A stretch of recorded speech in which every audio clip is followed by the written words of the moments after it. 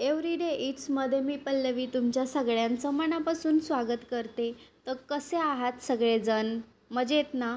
तर तुमच्यासाठी मी घेऊन आलेली आहे ही फक्त 10 मिनिटात अशी तयार होणारी वांग्याची सुकी भाजी. तर त्याच्यासाठी मी बाजारातून घेऊन आलेली काटेरी वांगे.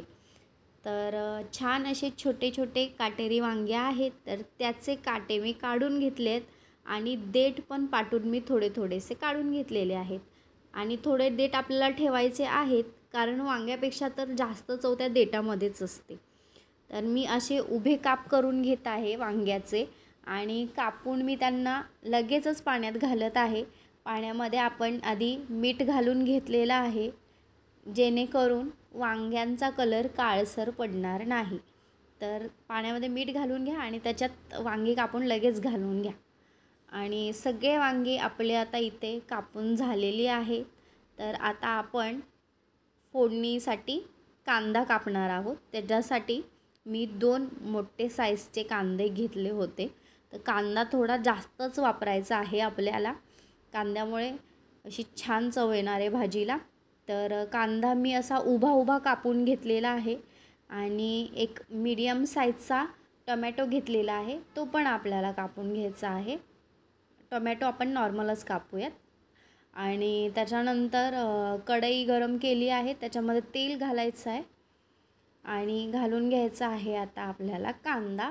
आणि त्याचा आपल्याला छान असा लालसर कलर येईपर्यंत त्याला फ्राय करायचा आहे.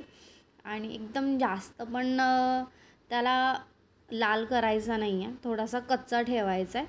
आणि घालूयात, मी थोडंसं आलं आणि लसूण बारीक ठेचून घेतलं होतं, ते घालायचं आहे. छान फ्राय झालं की आता आपण वांग्याचे काप त्याच्यामध्ये घालून घ्यायचे आहेत आणि ते पण असे आपल्याला छान मिक्स करून घ्यायचे आहेत. आणि थोडंसं तेलामध्ये मुरलं की आपण वरून घालायचं आहे त्याच्यामध्ये टोमॅटो आणि आपल्याला हवे ते मसाले आपण घालून घ्यायचे आहेत. आता मी घातलं आहे अर्धा चमचा हळद, अर्धा चमचा लाल तिखट, अर्धा चमचा घाटी मसाला आणि चवीनुसार मीठ. तुम्हाला जेवढं हवं असेल तेवढं तिखट मीठ तुम्ही कमी जास्त करू शकता, किंवा अजून कोणते मसाले तुम्हाला वरून घालायचे आहेत, जसं की गरम मसाला, जिरा मसाला तुम्ही घालू शकता वरून.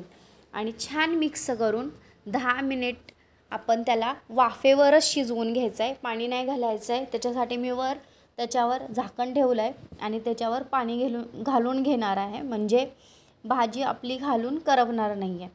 तर 10 मिनिटानंतर आपण चेक करूयात. भाजी 80% शिजलेली आहे.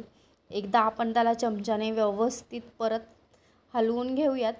आणि आता मी त्याच्यामध्ये घालणार आहे 2 चमचे शेंगदाण्याचा कूट. जास्त नाही घालायचा आहे, थोडासा 2 चमचे घालायचा आहे आणि छान मिक्स करून घ्यायचं आहे आपल्याला. आता ते शेंगदाण्याचा कूट आपल्याला मिक्स करून घेतल्यानंतर परत 2 मिनिट झाकण ठेवून द्यायचं आहे, म्हणजे शेंगदाण्याचा कूटसुद्धा छान भाजीमध्ये मुरून जाईल. आता आपण बघूयात.